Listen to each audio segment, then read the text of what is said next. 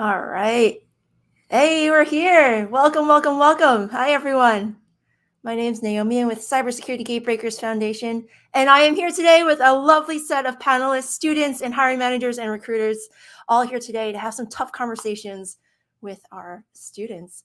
Because one thing that we're hearing a lot out in the world, students don't really get the clear picture and what's really to be expected as they enter the brave new world of cybersecurity. So here we have amazing panelists, amazing hiring managers, amazing recruiters. Thank you all for being here today.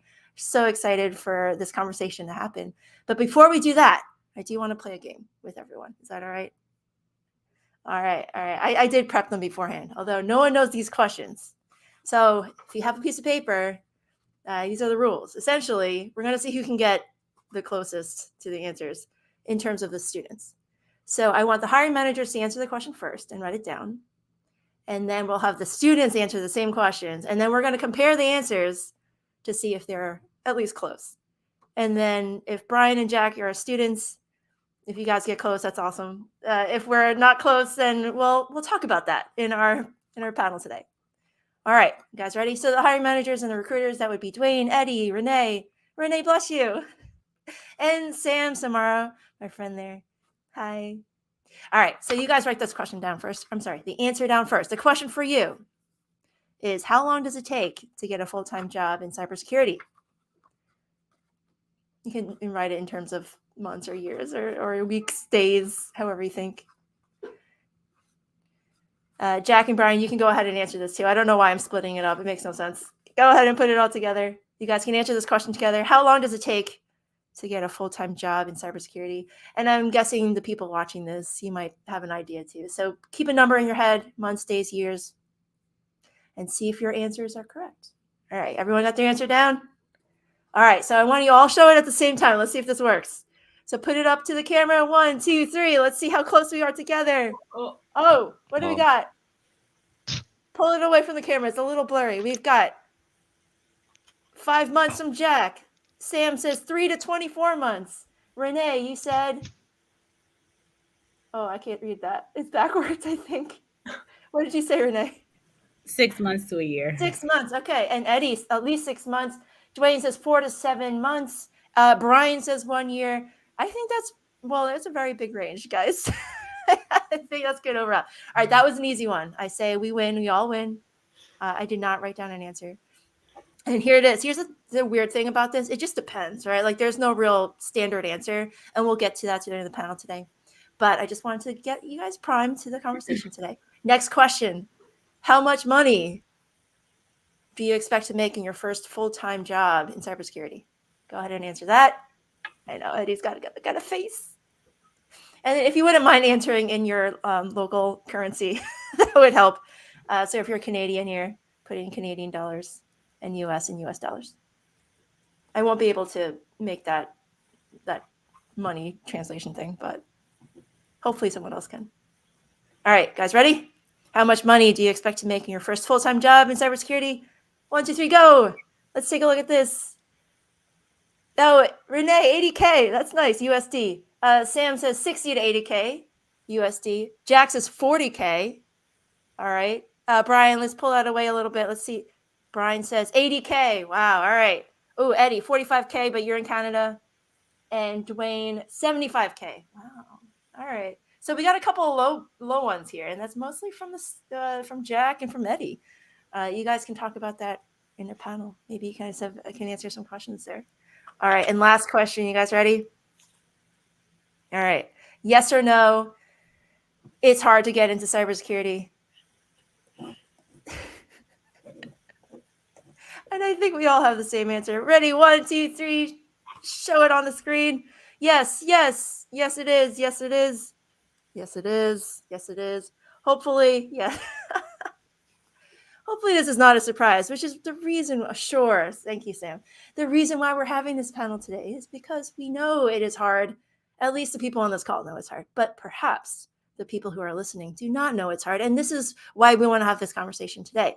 We are joined today, and I'm going to read the bios quickly here, with Renee Small. Renee Small is a talent acquisition and executive recruitment expert who is passionate about building best-in-class cybersecurity teams. In 2017, Renee received the Stevie Award for Female Entrepreneur of the Year. That's amazing, Renee. She is a #1 Amazon bestselling author of Magnetic Hiring, a co-author of Develop Your Cybersecurity Career Path, How to Break into Cybersecurity at Any Level. Go check it out, guys. It's an awesome book. Contributing editor to several cybersecurity magazines, and she co-hosts a podcast, an amazing podcast called Breaking into Cybersecurity. Welcome, Renee. It's awesome to have you here today. I'm going to keep rolling along if you guys don't mind. Then we have Samara. Samara is a manager of threat operations at Cardinal Health Systems, a huge like national healthcare system focused on proactive action and defense in-depth improvement. She specializes in threat intelligence, vulnerability management, technical risk communications, as well as program design and development. Samara is passionate about relationship building, public speaking, giving back to the community, and encouraging women and minorities in STEM. I love Samara. She's amazing. Hi, Samara. Thanks for being here. Next, we have Dwayne. Dwayne is the Corporate Director of Information Security for Converged Technology Solutions and has been involved in interviewing hundreds of candidates for technical positions throughout his career. And also, Dwayne is an awesome member of the Cybersecurity Gatebreakers Foundation. Hi, Dwayne. Welcome. And thank you for being here. Next, we have Eddie. Eddie, with a diverse background in mathematics, computer science, biomedical engineering, cybersecurity, and data privacy. Eddie has over 15 years of experience within the insurance, healthcare, tertiary education, telecommunications, and e-commerce spaces as an engineer, a specialist, an analyst, an auditor, a penetration tester, and a program manager. He is currently the security and privacy hiring manager for the Montreal-based insurtech Breathe Life, and is passionate about breaking down the gates in cybersecurity. Also another wonderful member of our Cybersecurity Gatebreakers Foundation. Thank you, Eddie, for being here. You're amazing. And Eddie calling in from Canada. Then we also have our students, our amazing students who are going to be asking a lot of these questions today. We have Brian, an aspiring cybersecurity engineer. Brian Chu is a graduate of the UC Berkeley Cybersecurity Bootcamp and a graduating senior in Industrial Technology Computer Network System Management at San Jose State University in California. Along with his current studies, he is also an intern at Cyber Future Foundation. Welcome, Brian. It's awesome to have you here. And finally, last but not least, we have Jack Beck. Jack is a graduating high school senior at Strathaven High School in Pennsylvania, looking to study computer science with a concentration in cybersecurity. He is a national cyber scholar and has competed in various cybersecurity competitions throughout his high school career. And Jack is also the chief of staff at the Cybersecurity Gatebreakers Foundation. Welcome, Jack, and welcome everyone here.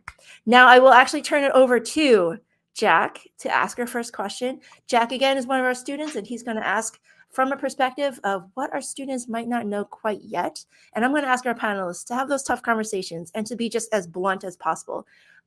I think Jack can take it, and so can Brian.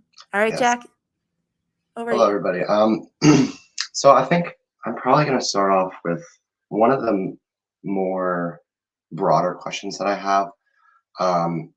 As a graduating senior, junior year, I knew I wanted to do something with cybersecurity, but I wasn't sure what the best major or minor or what I should really do after high school. So I guess my first question is, from your perspective, what would be the best college major to apply for? And then maybe off of that, like if there are schools that, might get better, and that might have a better reputation to them, those, those schools.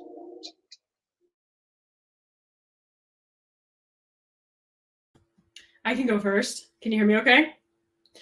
So with my particular background and the teams that I build, it requires very diverse individuals in terms of the ability to write, read, analyze, all security teams require those, right? But more specifically to the threat intelligence. So I've got a lot of people with backgrounds in psychology, mathematics, business, art, right? I got an online poker player that we brought on. So I would say, and this is not the normal sort of thing, but I would say do what interests you in terms of degree plans, because getting into cybersecurity is much bigger than a degree from my perspective.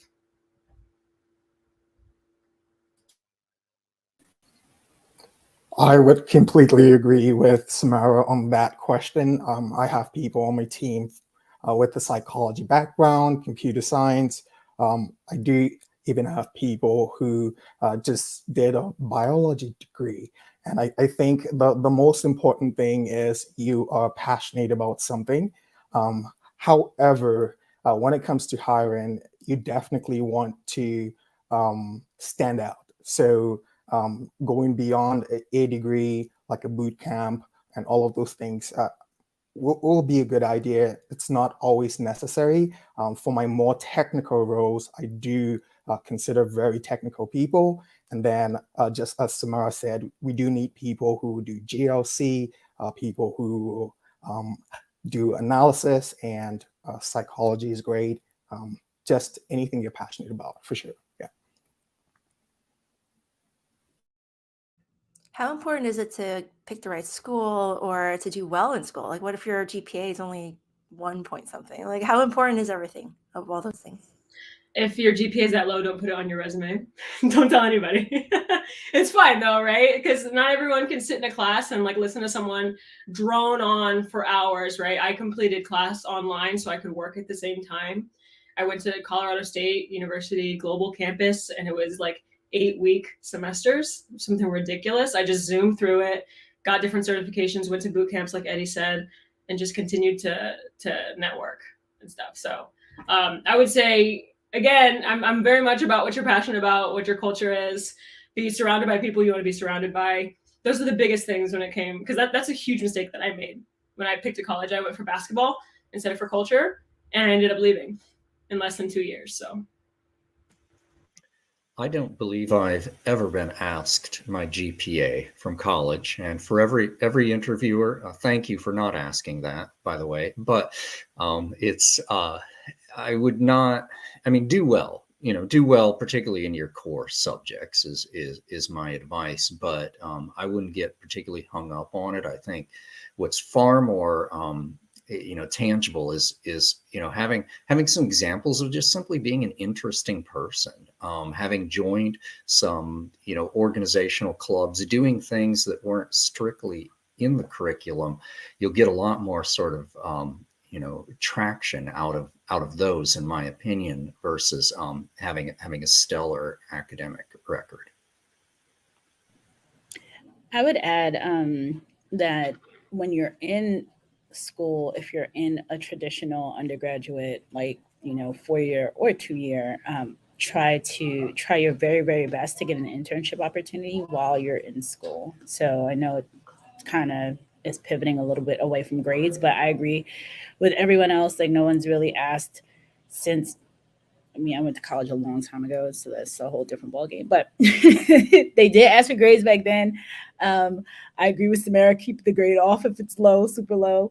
But one of the things that I would recommend is to make sure you have try your absolute best to get an internship opportunity while you're in college. counter question: do any of the hiring managers care if someone had a 4.0 GPA in college?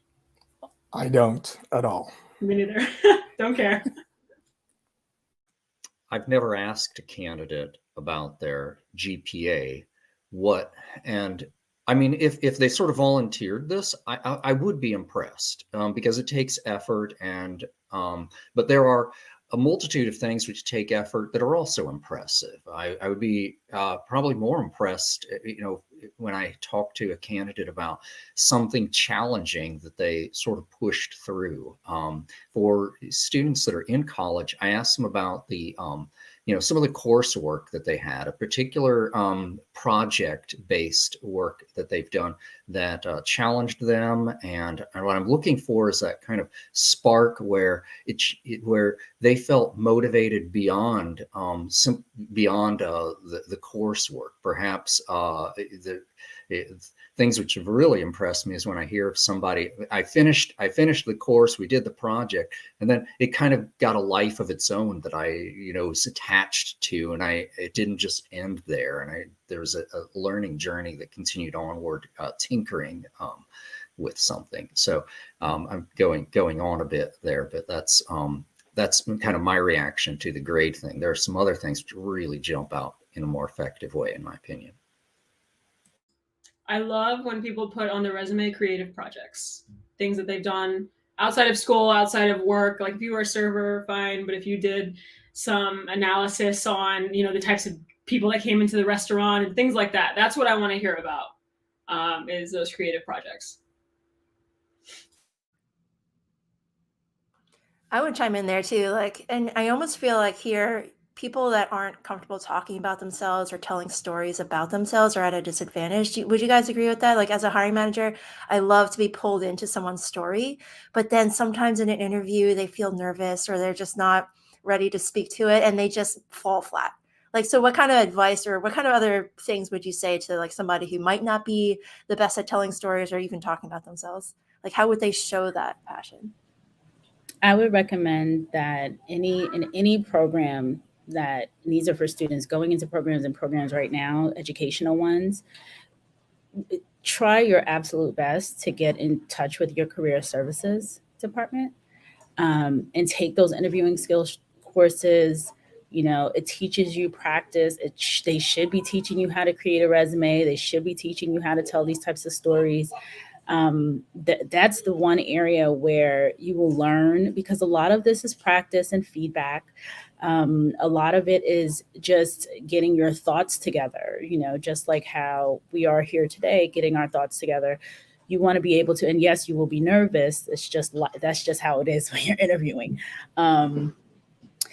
But you want to try to get as much practice as possible. In most universities and most, even the boot camps, all that, there should be a component that is focused on careers, focused on interviewing, focused on that storytelling.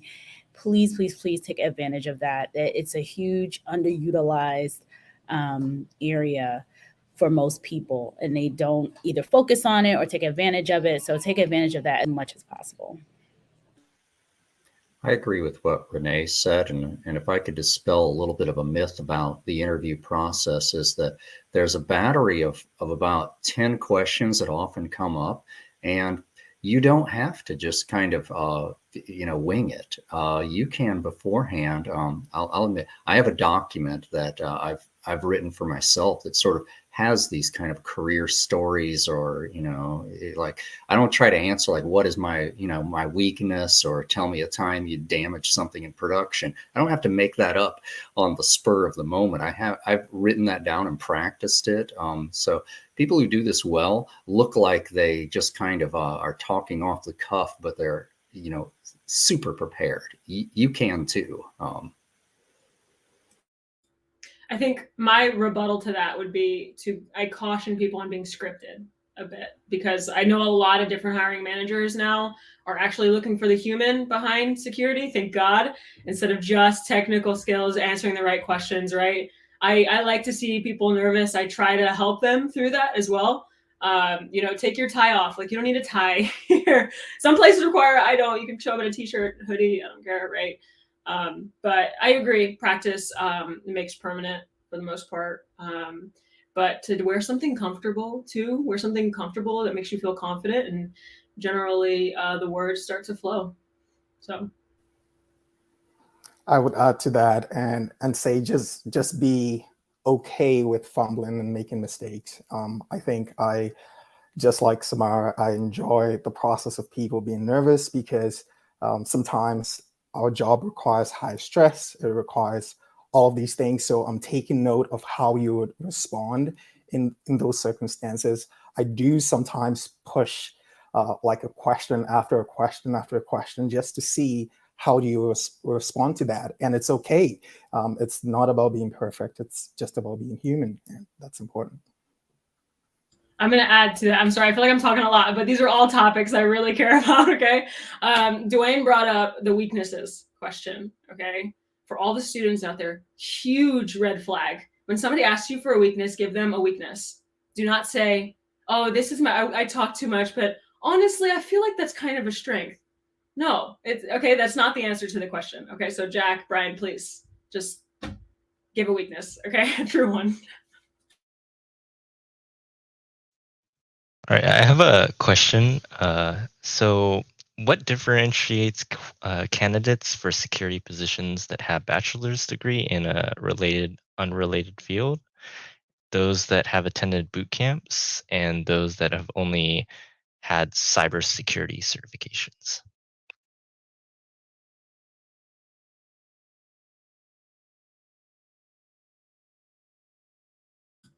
Okay, I'll go again. So I tried to, I don't want to, pontificate here, but I tried to tell people, have a friend that's your loudspeaker, right? Have a mentor that's your loudspeaker. If somebody reaches out to me on LinkedIn and says, "Hey, I have a candidate for you. I don't know if they meet all your, requirements, but I really think that you should interview them," I'm going to do it, right? So building those networks is number one. Somebody with a network that comes with their own audience, like Naomi. What are you at? Like 40,000 people at this point? Putting you on blast, yeah. So people, that's attractive to people like me. So Brings up a good point though. Like, I know for a fact that some people look down on boot camps because I don't know, like their reasoning could be something like, oh, they didn't do it the way I did, or they're not going to get the foundation. Like, how much of that is BS to everyone here? Like, do you agree? Do you see that feeling from the industry? Do you agree with them? Like, what's your deal? I think boot camps are marvelous. I think a person just has to be a little realistic about what it did. It's a boot camp should spur that interest. It isn't a destination. It's ingredients that if part of your career journey. So I think the most important thing would be you put two candidates who both went to the boot camp, and one treats it like, I've done it, I've mastered it, and the other says, now I've piqued my interest, and wow, there's all these different directions that I could go with this. Well, that second one I think has a much better grounding. So I think what really matters is how somebody speaks to the boot camp experience, and what that means, how grounded they are from it. To me, it really shouldn't matter. I mean, it should be about what you can do on the job. So if you have zero, experience, if everything was self-taught, but you can come in and jump in and get started on something that another person with either a boot camp or a 2-year degree or 4-year degree can't, it shouldn't really matter, but I know it does in certain organizations. So I know that for my Fortune, most of the companies I work with are Fortune 500 companies, and they do look for that still. And it is hit or miss depending on the hiring managers, but a lot of the times they will have a criteria that most of the people in this particular org or this funnel or whatever come from various schools or have various backgrounds or bachelors or whatever. So in theory, it really should not matter. It shouldn't. It should be all about, like, can they perform in the role that they're going into, the student. But it does. And then in regards to certifications, I think that was a question too. Was certifications? Yes. In regards to the certifications component, for example, with my federal government contract clients, every role is, has to have a cert. Now, not the federal government itself. I think with the federal government itself, it's a different criteria, but federal government clients will want a certification. So, my recommendation is to get the Security Plus because it's broad and it's easy and it's cheap. And it's just not easy, but one of the more inexpensive ones to study for. So that gives you that, you check that box in terms of putting your resume in for those types of roles. I don't know if Eddie had something, but to draw from what Renee and Dwayne said, I'm going to be circling back to these creative projects like crazy, okay? Because when you can take that Sec Plus or that boot camp and tie it back to something that you applied those skills that you learned, and most application like websites will allow you to add like a cover letter or anything else you want to attach. Talk about the creative projects because a lot of people aren't putting additional documents in. It's just resume. Agreed. I think just as everyone has said, the way you speak to what you've done is quite important to me. It shouldn't matter, as Renee said, but it does matter. But definitely not for me. It really doesn't matter. I had written down presence. So the way you articulate what you've done during the interview is important. So having that practice as well, being able to tie your boot camp, your certification to what the question was during the interview. Another thing that I have noticed is sometimes I never even get the interview because the ATS software blocked that resume. So you want to be thinking about that as you're filling out that application, and you can position yourself to speak to certain things that you don't have and how you match that with other skills. So yeah, it shouldn't matter. It doesn't matter to me, but it does matter in certain places for sure. I have a follow-up question for, I guess, Dwayne. You had mentioned something about there's two types of people who go to these boot camps, essentially.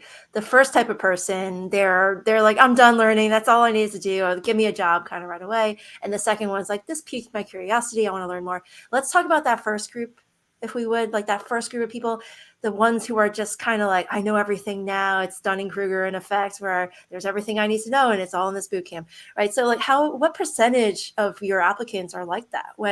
And what do you suggest if people are listening right now and they're kind of in that mindset where like, oh, you just have to take a boot camp, or I just need to get a certification, or just get a degree and I'm good. Like what other things can we help them with here? I think fortunately the percentage is actually pretty small that like solidly believe that. It's just there's elements of I've done that, I've figured that out. You know, we don't know what we don't know, and it's sort of, and even right here, all of us have a certain blind spot to things we don't know, and so it's fortunately most people I've found are in kind of like a lifetime learning kind of mode. But I'd be curious how others feel. I think it's uncommon. I sort of shared it more as a caution that and a mindset for listeners to think about boot camps or whatever they're learning, to really have an intellectual curiosity that it's kind of unending. I have had to do some recruitment on campus, and I actually have written down here about 80% of the people I've encountered will assume that because they have a degree, they should be hired, and because they have a certain certification. And I also think it's part of the marketing. So they're made to believe that if you get this cert, you deserve this job, or this exam is going to guarantee you having this position. But it doesn't necessarily translate that way because hiring managers are looking at a lot of different things, not just that you got the cert and you pass an exam. Maybe you're good at memorizing things, but that's not all that. I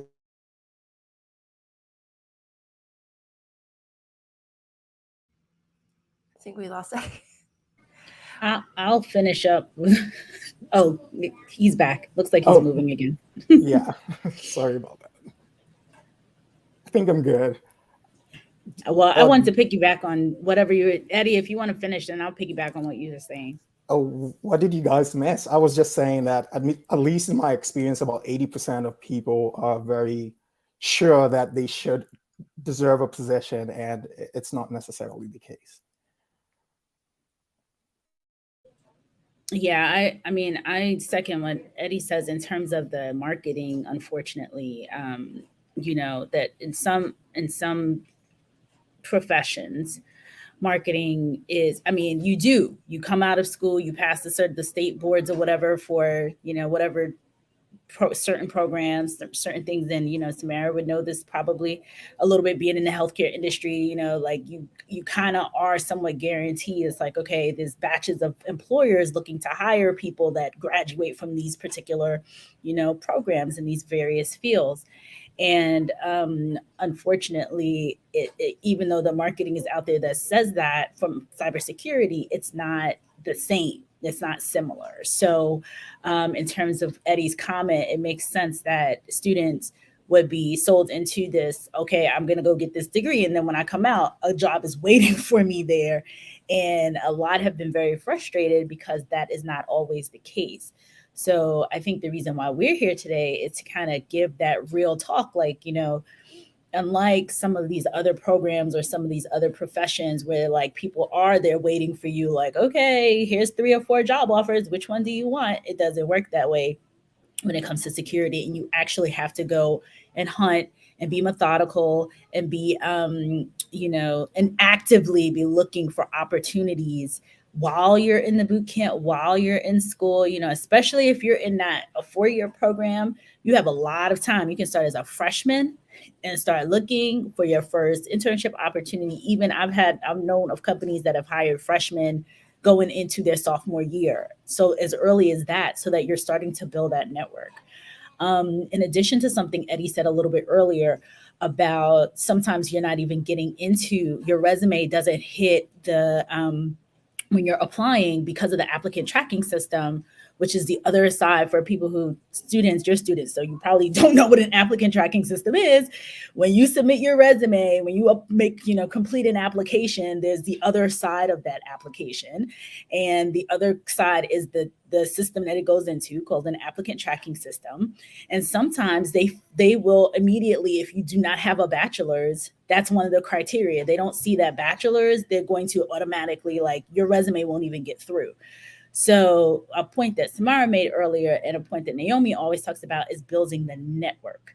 So ensuring that you're in organizations like this so that you're not only just putting applications in, you actually can connect to Naomi online, you can connect to Samara online on LinkedIn or on Twitter, wherever people are on social media, and you have that kind of networking so that if you are in a boot camp and you apply to a job and it's not going to go through, you can ping someone on the other side, a human being, and say, hey, you've seen the work that I've done, you've seen the information, what I put out there. Can I have an opportunity to interview? So. Really quick, if I can add to that, sorry. A lot of companies use third-party recruiting companies as well, and they will stick to those years of experience like nobody's business. You have to have an alternate way in, otherwise you will be stopped. Like the ultimate gatebreakers or the gatekeepers, right? The ultimate gatekeepers. So, yeah.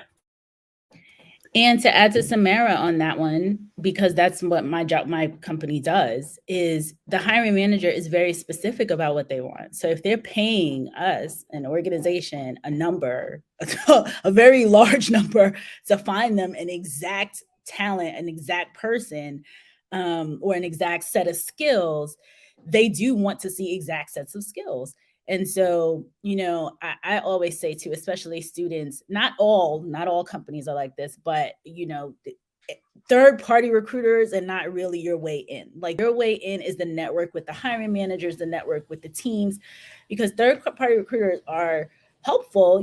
Company recruiters are great. They can, maneuver, but third-party recruiters are most of the time getting paid to find an exact specific skill set that the hiring manager cannot find on their own.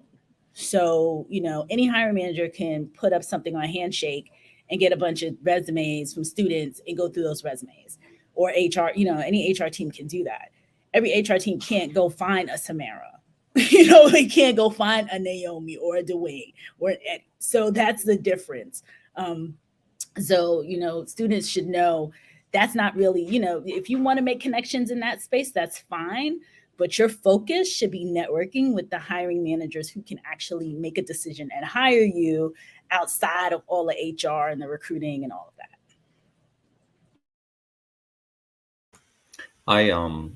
I just recently took a new position, and it was a 10-month journey. This was sort of a senior security position, but and I'm really glad you mentioned that, Renee, because it kind of revealed a blind spot for me, because I had a good experience working with recruiters, and it generally helped to break down some barriers, but I think you're really right where it's not as much of a, there's not as much of a recruiting space for the entry level positions. It's usually with more years of experience. So I'm really glad you mentioned that. But the application tracking system is such a frustration, and you'll feel like you're kind of throwing, your resume over the wall, and you don't know what's happening. You don't know when you should expect to hear something, and then it can be, I'm still getting emails back telling me that I was not considered for something or being asked to come into interview, and I'm like, I submitted that 3 months ago. So it's it can be really frustrating. It can break you down a bit. The encouragement I would like to give is that on that journey, up until the very moment that something clicks and comes through, you're going to feel like you're failing. You simply do. You feel like nobody will answer. Maybe you didn't hit the keyword, the keywords right, and it's important. I would recommend to not try to take it too personally, because it's a match. It's a hard kind of thing. And I've had very excellent candidates that I passed on because there was, for a reason, it wasn't a match. They were a match for someplace else. And as hard as that is for somebody to hear, it does come about, and it is true.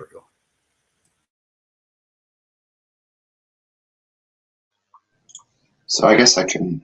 Oh, should I ask the next question? Yeah, I'll go. So you guys kind of made it sound like there's a certain level of like education that'll like be good enough to get you into the job. Is there additional things that you might need to learn while on the job, or is it kind of just like depends on your position?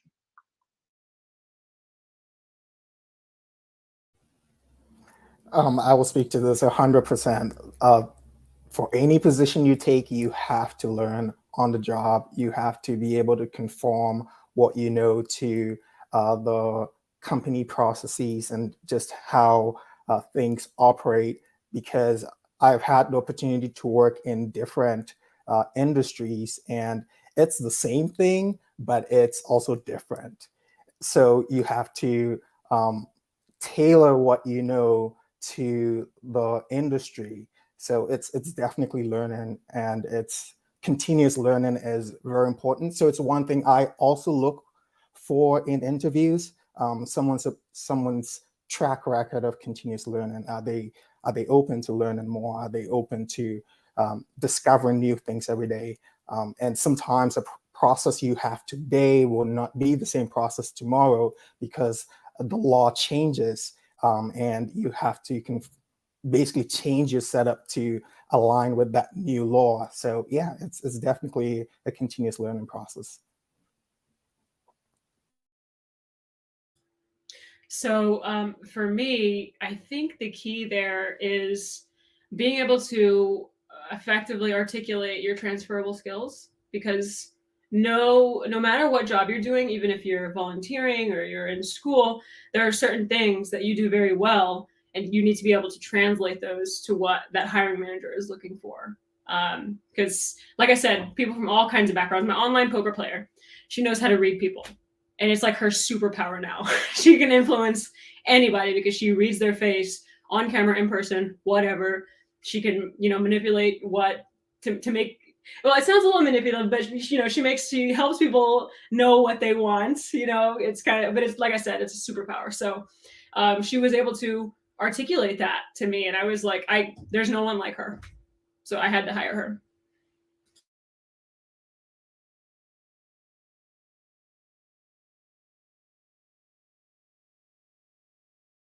Brian, you're I guess next. Sorry, or I go could ahead, just Jack. off of that question is like how, I guess when you're applying, it's important to show that like you're like a hard worker, right? So how much of the job is like based on like showing that how much of it like um does the industry appreciate hard workers? Like maybe let's say your application isn't as like good, like, you don't have a great certifications or not as many certifications, do they appreciate a hard worker, or like just like somebody that has all the certifications in the world?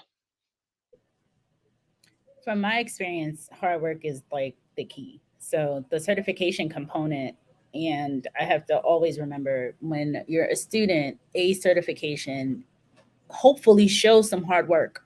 So one certification, one, not a slew, because one is nice to have. It's not necessary, but it is a nice to have to open doors in, like I said earlier, that checks a box. So if you wanted to go into a government contracting space, or it just gives you more opportunities if you have one. However, hard work is key, and the only way you're going to continue to learn, like Eddie said, and Samara, with the continuous learning, and Dwayne, is the hard work. Because how else would, from a hiring manager's perspective, from leaders' perspective, from your peers, cybersecurity is just continuously changing, continuously moving. Like every time there's something new.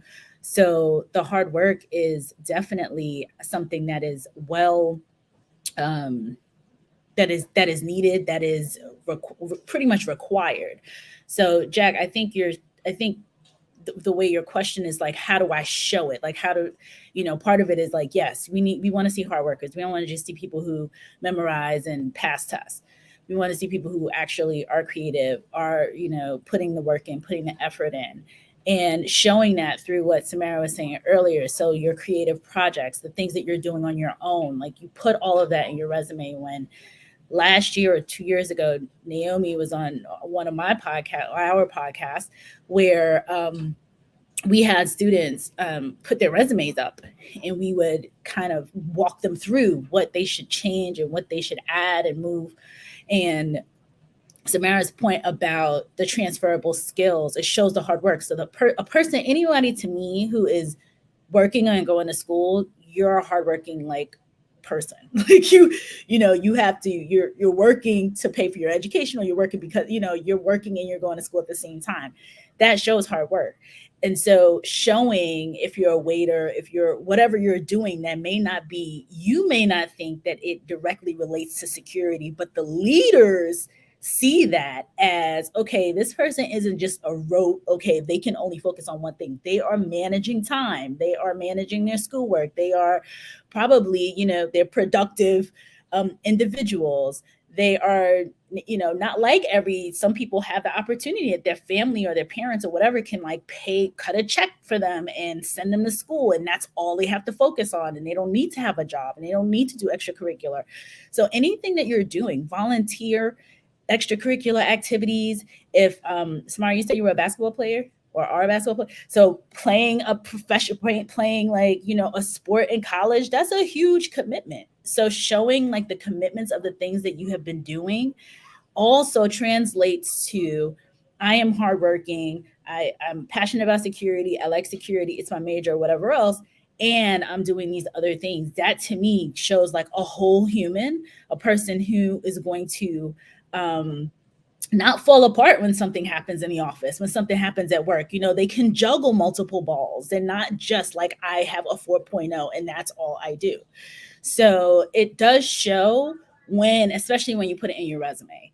So that, I'll double down on what Samara kept saying about the creative projects, because I think sometimes it's, for us, we see it and we know what it is, but for the student, it's, you want to put those things that you're doing. If you were any kind of volunteer work, any kind of, if you're volunteering in security, that's even better. So if you're volunteering for a security org, that's fantastic. It shows, that skill set. Something else you're passionate about. So anything that you are doing that's even outside of security, like Samara said, the poker player. I've heard another story about a poker player who transitioned into security. People from all walks of life transition.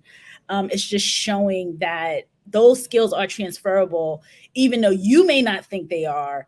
From a leader's perspective, they want somebody that's going to show up, do the work, not be a flake, things like that. And that shows when you have a duration of, when you have time in organizations, school organizations, if you're the president of like the cyber club in your school, that takes initiative. If you are and clearly you have to have organization skills, you have to manage, you have to recruit people into your group, like all of that matters. So we can see those skills and say, oh, this is a person, they're not only just taking courses, they're also doing this and this as well. Everything you said, Renee, everything you said. Yes, absolutely. 100% yes. Something that came out of COVID that I just love is the concept of unpaid work. So right now it's used as, a way to compare the lack of compensation for women versus men because they have a lot of unpaid work related to kids. People are being more transparent about their home lives. I love when I see single mom or stay-at-home mom on resumes. Put it on the resume. It's amazing. Okay. I had one of my people on my team right now was a former financial analyst. She had to go, she had to stay at home for, a period of 5 to 10 years. She had 4 kids she was taking care of. Okay. She is one of the hardest workers I have on the team. She's just used to it. Like if she's sitting still, she can't handle it. Like these are the, the skills that we're talking about. You got to put some of that stuff on your resume to show that somebody's going to see it and others won't. And that's their loss. That's so good, Samara. I agree 100% with that. If I had a suggestion about the question is maybe just in the terminology, I think if you asked it versus hard work, to think of tenacity is probably a little bit more specific to what we need. I mean, just to kind of give you an example, in the work life with security, things are messy. Some kind of alert is showing up on some endpoint device. And in the textbook world, you are able to ascertain quickly what's happening, who owns that machine, and isolate it and sort of tie a bow on this. The reality is everybody's kind of looking around going, what is this machine that's blipping and causing some problems? Oh wait, no, we can't find anybody who actually is responsible for this thing. And you're hunting that down, and you're calling people and trying to find somebody who's responsible for this thing. And at the end of the day, feeling like, well, gee, I think I might be responsible for it somehow here. So it's there are a lot of steps along the way where you can feel like it's good enough and I'm done. And to really succeed well at this, you have to have a kind of suspicion about when you feel like you're done, to have the tenacity to kind of push onward to resolve these messy security things. So I just kind of give that as an example that if you can look in your life for examples of tenacity, you're going to stand out. So I also have one more question about how important are referrals when applying for entry-level positions within cybersecurity? I put more weight on external referrals because they're not getting paid for it. So back to that network, right? I think, people inside Cardinal that refer someone to a position get like $1,000. That's like a mini bonus, right? Like, so when it comes from external and it's somebody who's genuinely believes that this person can accomplish the role, it's their mentee, it's whoever, I do put a little more weight on it. Just being honest. I think we all value kind of referrals and kind of, but I will say that I'm increasingly trying to be a little more skeptical of it because if I look honestly at kind of my network of people that I know, they largely reflect my cultural and my various biases, and increasingly I want to be a little more surprised rather than being in an echo chamber. And I don't know how many hiring managers are trying to do that, and that sort of kind of having that sort of inroad, if that's what you're referring to, maybe like a referral from within the company, somebody kind of helping bring along that resume. It is incredibly effective generally, but I think there is a little bit of pushback on it that I don't know if some of our other panelists have some thoughts on. I have what I've been seeing is, well, referrals internally are always the number one way that people, not always, I try to always say not always. In the organizations, the large organizations that I typically have worked in and with, referrals tend to be the number one way that people get hired. So yes, utilize referrals. However, there's always nuances. And so I would, go with the statistic of, if you can get a referral to put your name in the hat, that should definitely be a way, one of the many ways that you're looking for opportunities. And you get those referrals through the network that you build in, through social media, through the volunteer efforts, through all those other things.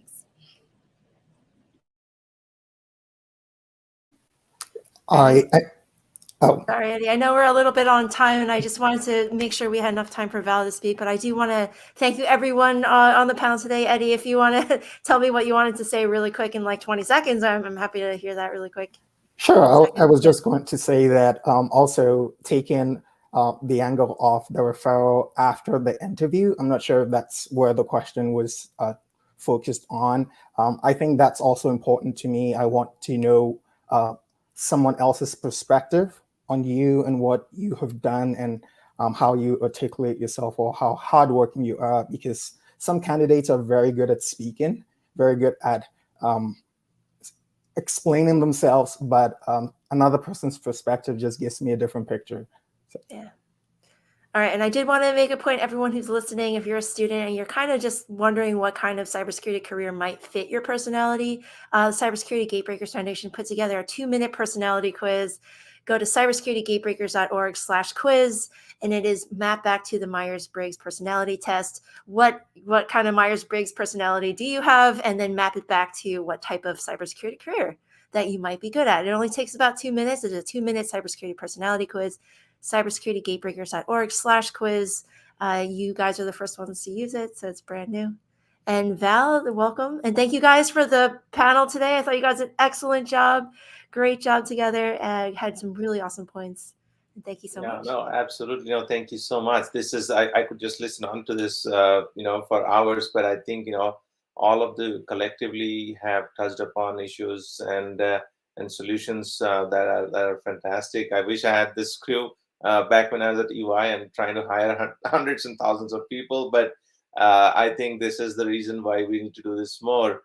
And especially with you, Naomi, Joanne, Samara, and Rennie, I think your personal experiences of working through this, and Eddie, the way you articulated even the final thought around the personalities of people. I think, Naomi, that resource is going to be extremely useful. And I can tell you that when you, Jack and Brian, as you're getting into the workforce, it's the same thing that we have to deal with as we progress through as well. It's just breaking in, as I understand, is going to be difficult. I think Jack and Ryan, both of you are exposed to some of the best and the brightest in the industry, which is great. Hopefully you can share that with your students. Of course, our very own Brian, right now, we've been working with Brian for almost 2 years now. So great to see that coming through. But I think all of you kind of appreciate that that this is a lifelong journey.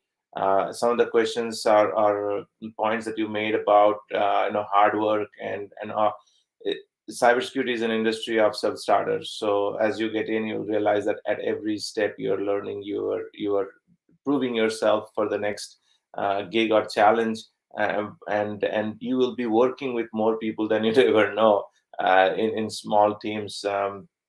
But it's a tough industry and a tough job.